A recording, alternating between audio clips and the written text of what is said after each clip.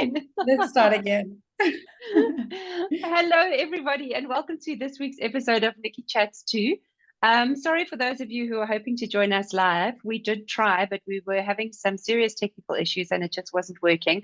So that's why Lauren and I have decided just to do a recording so that you don't miss out on all her wonderful wisdom. But for those of you who are new to the show, welcome and thanks for joining us. My name is Nicci. I'm the owner and the founder of The Why Effect. And this podcast is really about everything to do with shifting people's perceptions and giving you a different view on the world. So today I am chatting to my friend Lauren Kinghorn, and she's got what I consider to be quite an interesting take on aging and longevity. Hi, Lauren, and welcome. Oh, thank you. Thank you so much. Lovely to be here. So, Lauren, you and I connected in quite an interesting way initially. Well, I'm not sure how we connected initially. I just know we were friends on Facebook. And you posted something about a 5-day course that you were running on longevity. And I looked at this and thought, I have to try this. But in the chats and in the comments and in our conversations, we discovered that we both have a parent who suffers from severe dementia. And I think, when one experiences that kind of illness in a parent, it shifts your view on aging and suddenly makes a lot of things very real, and things I certainly had never considered about getting older suddenly, were in my face, and they were things that I had to think about and that I had to address. Yes. So, Lauren, you wrote a book, 7 Natural Laws of Aging. Tell us more about your take on this. Tell us about your 7 laws, and let's get us de-aging.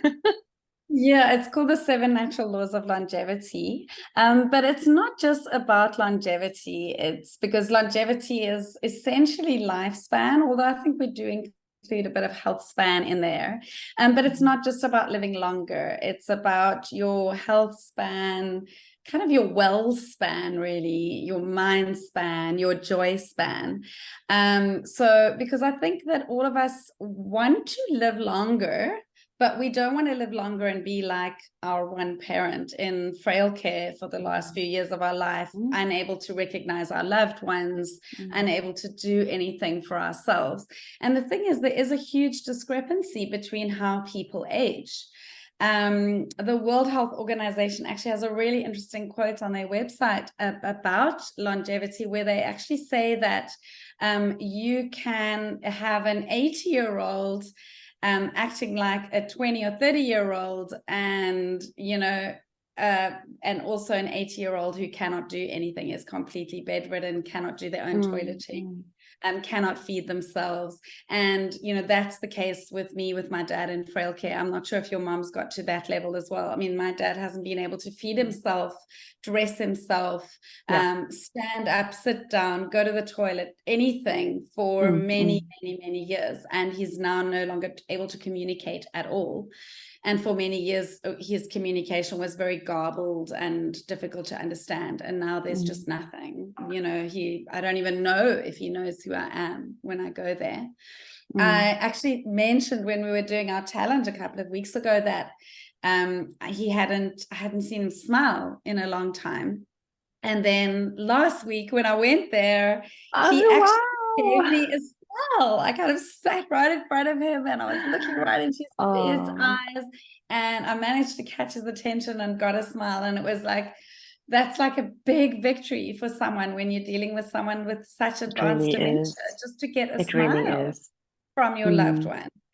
And so I don't know if you've never actually had a parent or any loved one go through this, whether anyone really understands how debilitating it is. But there are many diseases that are debilitating in their own way. I mean, diabetes, where people can have diabetic episodes, obviously having a heart attack or stroke. And I think my dad is having multiple strokes at the moment. When I saw him this week, there was no smile again and no recognition of me. And it looked like he'd had another TIA, another mini stroke. because his mouth was kind of all down to the side, and I tried to give him his tea. He was able to have his scone. He seemed to love his scone that I gave him. But the tea kept dribbling out, and it's so sad. My dad was a minister, a Presbyterian minister, and stood up there in front of everybody and said the most amazing things and delivered these incredible prayers and sermons, and he looked after people who were in this kind of condition. He chose this frail care for himself, knowing that he had Lewy body disease and knowing how the incredible quality of care that he'd seen his own parishioners have, or his own congregation have, in the same place. So, luckily he was kind of prepared for everything. Yeah. But I think there's also so obviously, I mean, what we're talking about and what we both experienced is quite extreme. But there's also an element where, and this is also a conversation that you and I have had. I mean, I'm 45 now. I've got a lot of friends who are in their early 50s, and they are really struggling with things like menopause, with aches and pains, so it's not necessarily, possibly it is sometimes a little bit debilitating, but it just feels like general discomfort. And there's kind of this narrative of, well, we're all going to grow old, we're all living longer, our bodies were not necessarily designed to live longer. So this is just par for the course. You've got to suck it up and cope with it. And I'm really struggling. Personally, I'm really struggling with that attitude, because I don't want to live in discomfort. I don't want to live in pain. I don't want to be grumpy. I certainly don't want to end up with anything like dementia. But even let's call it the not so bad stuff, I have to, every fiber of my being has to kick against it and go, there has got to be a better way of doing this. And I believe there is a better way. I honestly believe there's a better way. And that's what my 7 natural laws are about. I looked at all of the natural ways that we could really live as healthily as possible. And of course, I've included my natural laws, the ones that you would expect. I mean, the most common ones that everybody talks about is your nutrition, your exercise, and your sleep. And those are included in my laws, but I also have some ones that are maybe could be seen as surprises that people wouldn't be suspecting or expecting. So my first one, actually, and I think this is probably one of the most powerful, is what you're kind of touching on now, is mindset.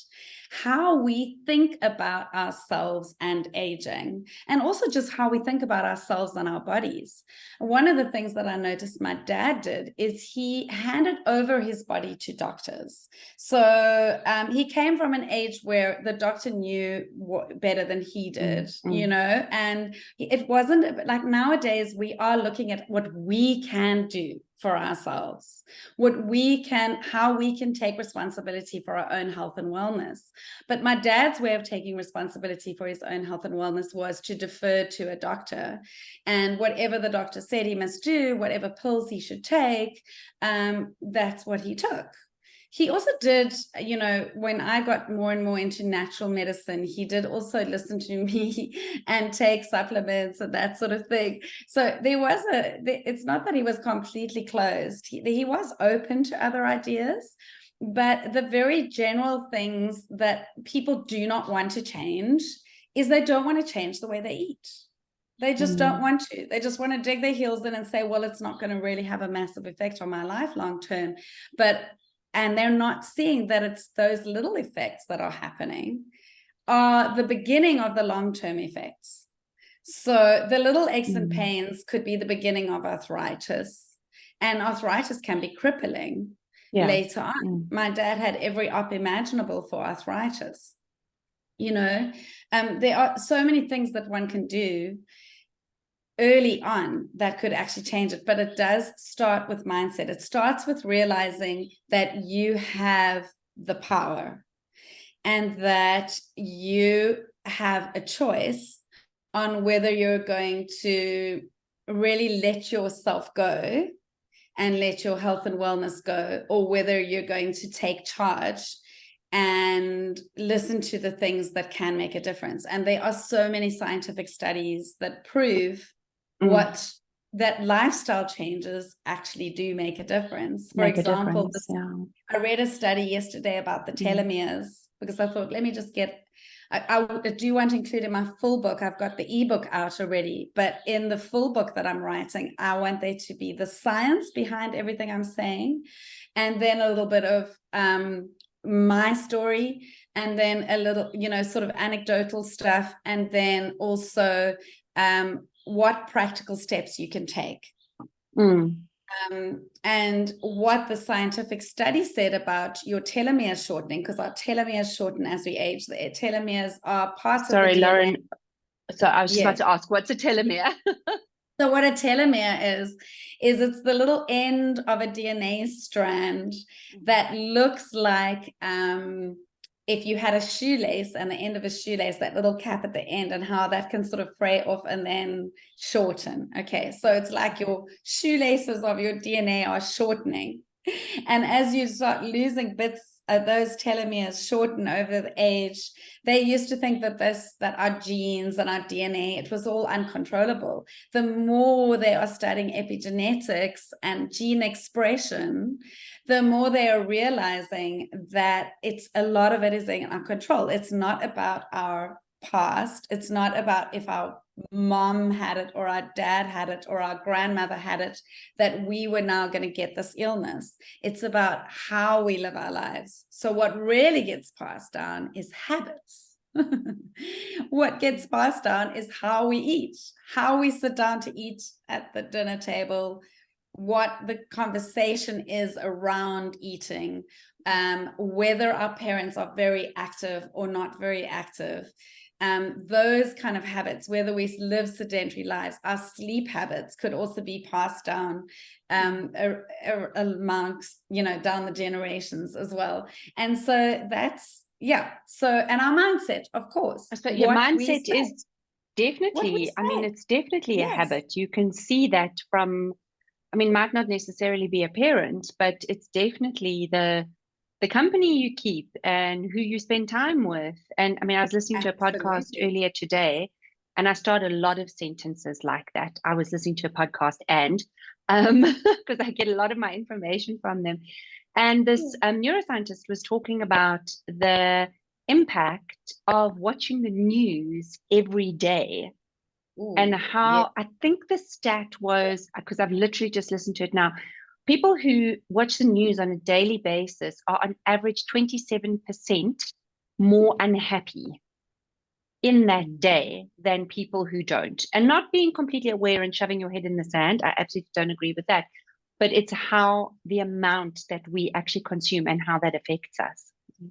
I agree with that. And there's also a direct correlation between your happiness levels and how much TV you watch, just general TV. Because what happens with watching TV and movies is that you see people living a lifestyle that you aspire to having, but it's not real. None of it's real. And the same thing happens with social media. So people, when they watch a lot of TV, so say now they watch 4 or 5 hours of TV a night, that's what they come to after work, and they just watch their TV. They are, whether it's on social media or whether you're going and watching movies, the same thing's going to happen. You start using the law of social comparison against you. And so you watch all these people and you get unhappier because you're trying to live that life that they all have, which is not true. And especially Instagram, we know that all the posts on Instagram are everybody's best moments in the day. Then nobody's going to post their rubbish moments. Nobody's going to post where they were sweeping the house and, doing housework for 3 hours. They're just going to post when they were walking on the beach. I know, because I don't post about, doing boring stuff. I post about the highlights of my day. And then people look at that and they think, oh, my life is not great. Even though we know intellectually, we know deep down that is not true. We tend to do that sort of automatically. And so they say the less you can be on social media and the less you can watch TV, the happier you are. And I got this from doing a course that was put out by Yale University called The Science of Wellbeing, which was all about the science of happiness. Happiness. And so it's clinically proven that those things are not going to help you. So the mindset side, so the first law, because we're going to take ages to get to each of the laws, but the first law of mindset is about having a growth mindset versus having a fixed mindset, because the battle is kind of lost if you have a fixed mindset. What happens with a fixed mindset is that it's those kind of people who are sort of almost defeatist. So they have an idea that if they fail at a test, they have now failed, and they don't see it as a growth experience. So something happens to them. So let's say they lose their job, and now the whole world comes crumbling down for them. When you have a growth mindset, you're in, not maybe your initial reaction, but very soon you'll start to see it as a learning experience. What can I do better? How can I change this? And that is a growth mindset. But if you were born into a family that had a very fixed mindset, let's say both parents had a fixed mindset, then they would take the defeatist view of, okay, I've got this, I can't fix it, my life is in ruins. I failed, and they'll all be down on themselves and get depressed. And so those kind of people tend towards depression much more. So we really want to, and they say that the easiest way to get a growth mindset, or to develop a growth mindset, is literally to just learn about it. What is a growth mindset? Go and watch a few YouTube videos, go and take a course on what is a growth mindset, what are the benefits of growth mindset, and you automatically can start to switch your mindset. Imagine that. It's that simple. That simple. Yeah. And a positive mindset, of course, comes into it as well. So having a positive outlook, looking at things in a positive way, it's very similar to a growth mindset, but there are slight nuances. But, just looking at things in, this isn't so bad, there's another way of looking at it, reframing it, and just seeing how you could look at it differently. And that's not always easy for people. So in my coaching program and in my book, I do give a few techniques that could be really helpful. Like, for example, the WHOOP technique, which is looking at your wish and your obstacle and your outcome and your plan. And, you can look up the WHOOP technique, WOOP. And just have a look at how to do it. There's a little app on your phone where you can just create your life differently and look at things in a different way. So that's the law of mindset. And then my second law is the law of nutrition. And the law of nutrition, in my opinion, is about switching to, this is just point of view, of course, but there is a scientific basis for my point of view, because I've done a lot of research as well. And the scientific basis for this is that it's really worth looking into going plant-based or a Mediterranean diet. Those are the two diets I would advocate. And there's so much science behind this. And you could just, rather than me try and convince anybody, just go and look at Dr. Michael Greger's work. He has written a book called How Not to Die, How Not to Diet, and How Not to Age is coming out in December, which is why wow. Okay, that's really interesting. my book. Yes. I decided there is no way I can finish writing my book on longevity until I have read Dr. Michael Greger's book on how not to age. Because he's got the science. He has got his finger on the pulse of the science. And what he does is he is a medical doctor himself, and he goes and gets all the science behind everything. So you can go on the wait list now to get his book that comes out in December. Fantastic. It's already selling on Amazon, pre-selling on Amazon.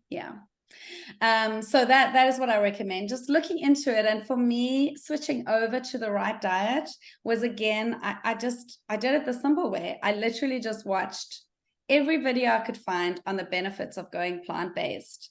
And the more I found out about the benefits of going plant-based and the benefits of intermittent fasting, and the benefits of just, there are so many ways that you could reverse your age through diet. And you just look up those, all of the dietary suggestions for longevity. And again, the study on the telomeres also included a list of things that one should be eating, and they recommended the Mediterranean diet on that particular study. Yeah, so the next one, the law of movement.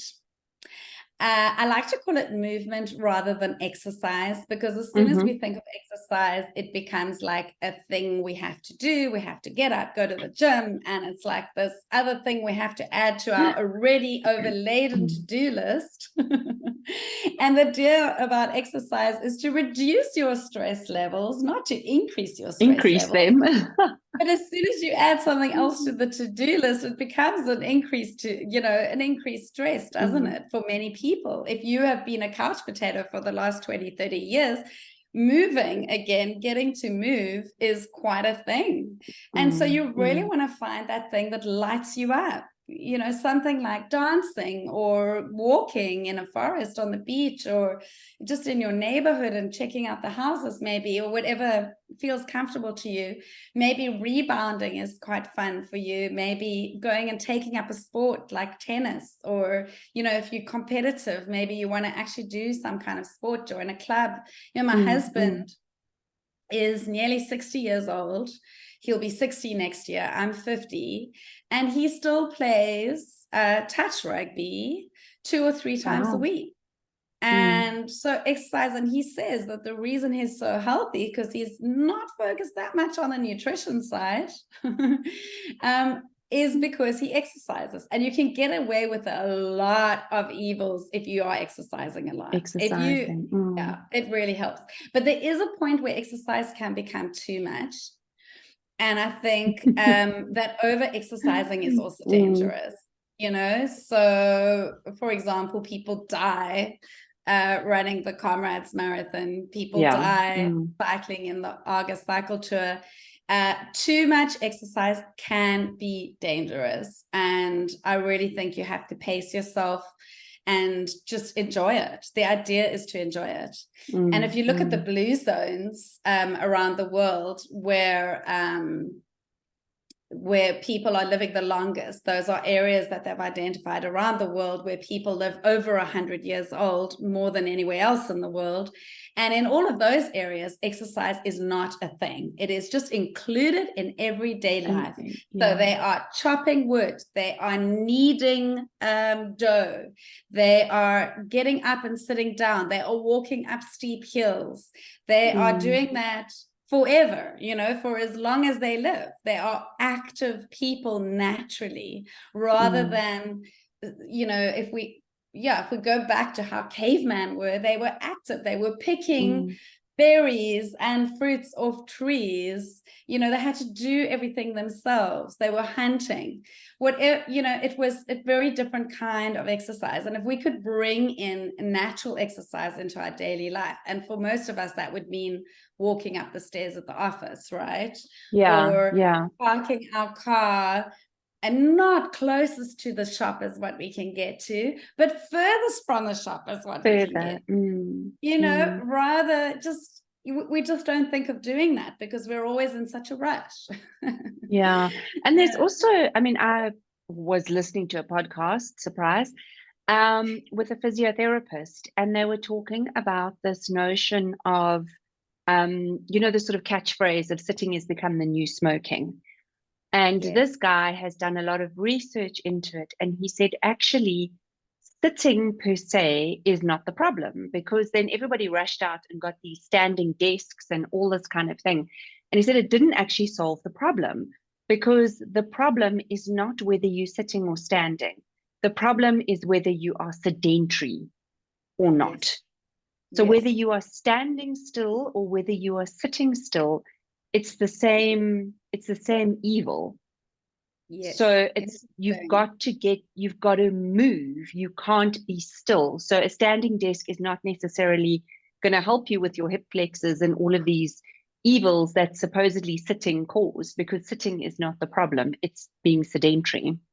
Exactly. You'd be slightly better off by getting one of those big Pilates balls and bouncing around every now and again. That would be a little bit better. But also for if somebody hasn't been exercising for a very long time, I recommend non-weight bearing exercise like swimming would be really good, or even water aerobics, that sort of thing. And definitely walking. Walking has been proven to help with dementia. It is the one thing that they say is proven to help with dementia. And you've also picked up that dancing as well. I mean, Yes, dancing is yes. such fun. You don't even know you're exercising. If we could do things like dance around your lounge, or just, you know, if Well, you're working from home, so get up from your dancing's desk. brain.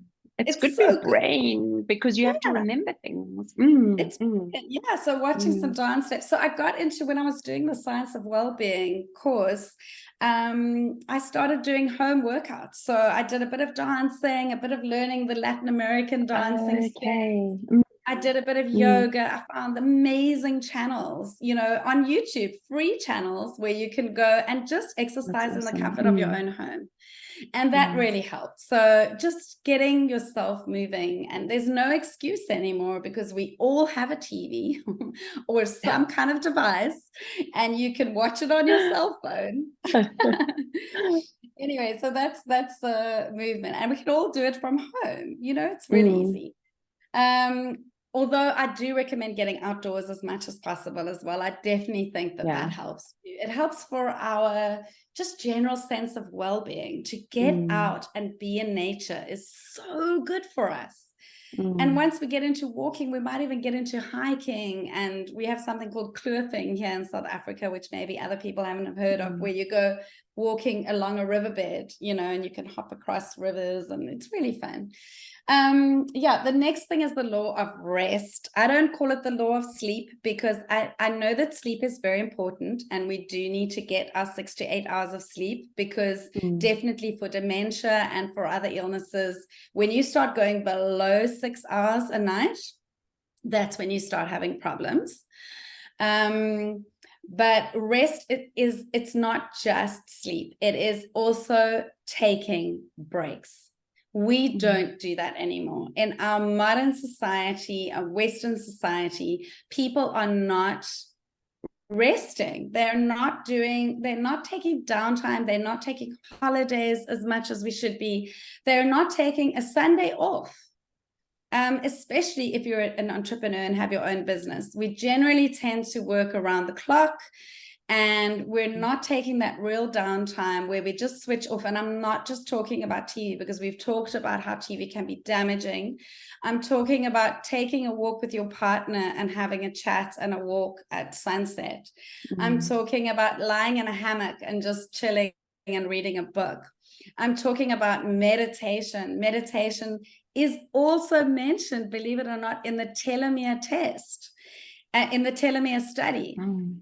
So one of the things that is mentioned in just about any study you can find about longevity is meditation. So if meditation seems a bit kooky for you or out there, it may be prayer, or it may be just stillness, or it may be just quiet time. It could be sitting there and reading, the word of God in whichever religion that you ascribe to. It just being quiet and gentle with yourself and doing nothing. How about just sitting for 5 minutes and just focusing on the breath? That is enough of a meditation to make a difference in your stress levels, just to bring down the stress level, because stress is definitely a killer, and stress causes the exacerbation of just about any disease you can imagine. So blood pressure, heart disease, anything it's worsened by stress. One of the things I forgot to mention about movement is that it is clinically proven that moving your body or doing some form of exercise for 20 minutes a day is more effective than taking an antidepressant. And it's clinically proven. And yet we are still, being prescribed antidepressants, even though they know that you can actually sort it out with exercise. And I think that is sort of criminal in my mind.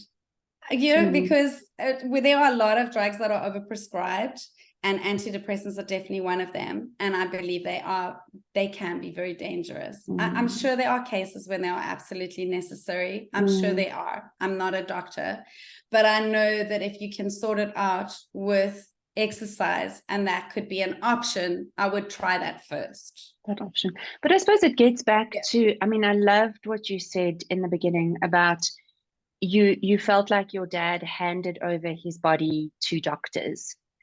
I mean, I love that phrase because I think it's so accurate. And in everything that you're saying, yes, there are these kind of aha, surprising moments. When you talk about mindset and how your attitude to aging affects your aging and all of those kind of things.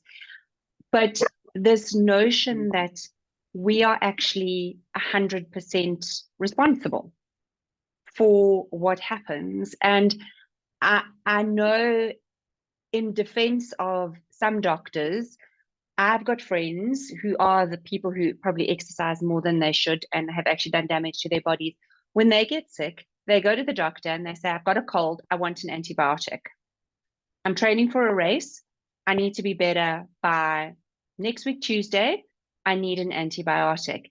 So at that point, they are literally handing over their bodies, but they are almost dictating to the doctor. And I do often wonder when people talk about antidepressants, how often, or tranquilizers and those kind of things, how often, not that I'm defending, but to just how often they go to doctors and say, I need to function, give me something that's going to help me. And we are handing over that responsibility and not actually accepting it for ourselves. And I agree there is a balance. The medical profession does have to take accountability and responsibility for it, but so do we. And a lot of what you're saying is we have to take responsibility for our exercise, for our mindset, for our nutrition, for our movement, for accept 100% responsibility for what happens to you in future and what is happening to you now. Exactly. I mean, just try the lifestyle habits first. That's my feeling none of us have a shortage of a certain medication in our system. None of us are lacking that, but we could be lacking some certain minerals. We could be lacking, some basics. Like, for example, I take a product called Cell Food, by Oxygen for Life, which has cellular nutrition for the body. And in that product is all of the minerals I need to do everything, including trace amounts of lithium. So that is, that could be helping regulate or modulate my mind or my happiness levels, let's say. But we know that the endorphins and things that are released when we exercise have a huge effect. And the cortisol, there's all, we have in our body the ability to heal ourselves. Our bodies are, if we just trusted our bodies and believed in the miracles that we actually have, we are walking miracles, literally. And it's about trusting in ourselves and then just giving a try, just trying out these things to see whether there is an effect and whether they do help us. So we're running out of time. So I'm going to quickly get to my last three. Because I love them. Maybe what we should do is, before we quickly get to the last three, because as you said, we are running out of time, and I'm really enjoying chatting to you, Lauren, and I don't want to rush this. I think what we need to do is have a follow-up session, and we can look at the last three, because I think there's, what you've said is so interesting and so valuable, and it's easy to go, the last three are dish, dish, dish, and we move on. But I don't want to do that. Okay, perfect. And I know, yes, I do this for an audience, but I actually first and foremost do it for myself. And as you know, I love chatting to you. So I definitely want to set up a next session. Maybe we can look at doing one next month where we have the follow-up laws, and then everybody will have to come back and have to listen. And maybe we'll manage to make that one live instead of pre-recorded live. Perfect. Okay. But Lauren, is there anything that just like as we're closing out, that you've discovered just one thing that really shocked you about longevity and what you can change. And I mean, I know it's been quite a journey for you, and you are a self-confessed science geek, so I know there's a lot of information. But what was that one thing where you actually went, wow, like I never thought about that, or that Wow. really blows my mind? Let me think about that. So the thing is, I think it was the genetics thing that when you look Mm, at it's to me it's the fact that science seems to be catching up with all the stuff that I've believed in all this time. So I went on my mm, own health journey. I burnt out in my 20s. I was less healthy than I am right now. So at the mm, age of, I think it was 21 or 22, I had precancerous cells in the cervix. They told me I'd be dead by 30 if I didn't remove them. So I had a LETS, which is like a removal mhm, thing, and they removed those cells, and that was a bit of that impacted me. And then I had a car accident at 25 where I damaged my oh, back and totally wrote off the car. And I went into a state where I was really unwell for a long time. I had mm, debilitating migraines, really bad migraines, that I would be completely out of it. And I would call my dad and he'd have to bring his Schedule 5 tranquilizers. And that would be the only thing that could help me, you know. And um, it was terrible. And over the years, and that wasn't all I had. I was depressed. I didn't recognize myself because I'm an extremely happy person and very positive. mm, And I was depressed. I was tired all the time. My energy levels are normally really high, and I was always tired. I was always sick all the time. I had so many things, and I was like this old woman in my mid-20s. And it was, yeah, and that's really what sent me on this journey of learning about health and wellness. And I've learned so much about myself along the way, and ways to mm, do things.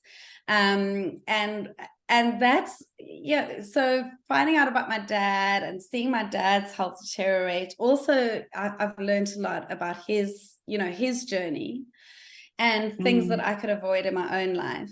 And so the things that I'm talking about are things that I've applied for myself, and they mm, are very personal.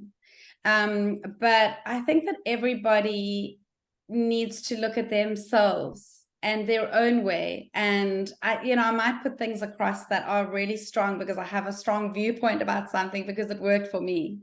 But I can tell you that supplements have been extremely helpful for me. mm, That Cell Food, for example, and a product called Age Like Vitality, has those supplements have been really amazing. I believe that I wouldn't have had my son if I hadn't taken Age Like Vitality, because that really helped me as well. mm, Um, so I do believe that there is so much that we can do, and that our genes, our genetics, our DNA do not rule our world, that we do have a lot of control.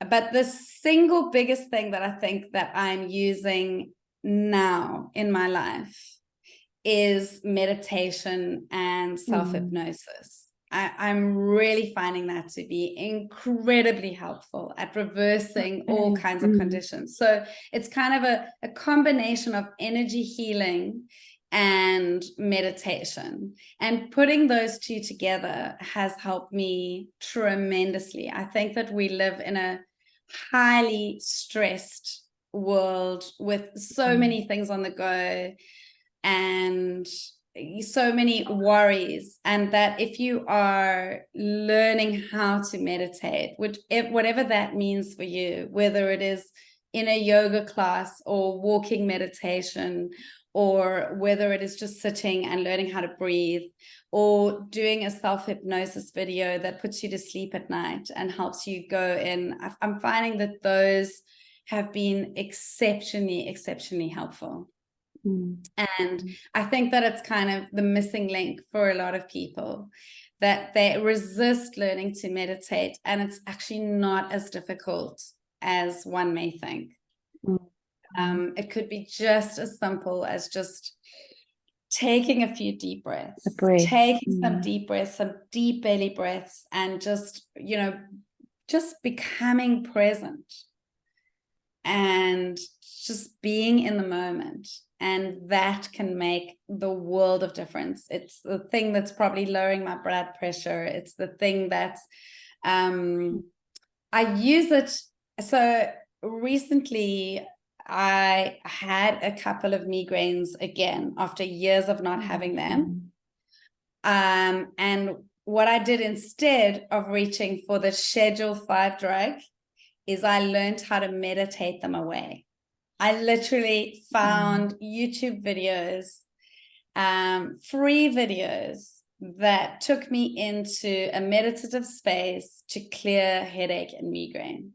And it worked. It worked. And I thought that you could not get rid of a migraine because I've done massage and reflexology and all kinds of body work techniques. And even, when somebody's got a migraine and you try and massage them, it can actually make it worse.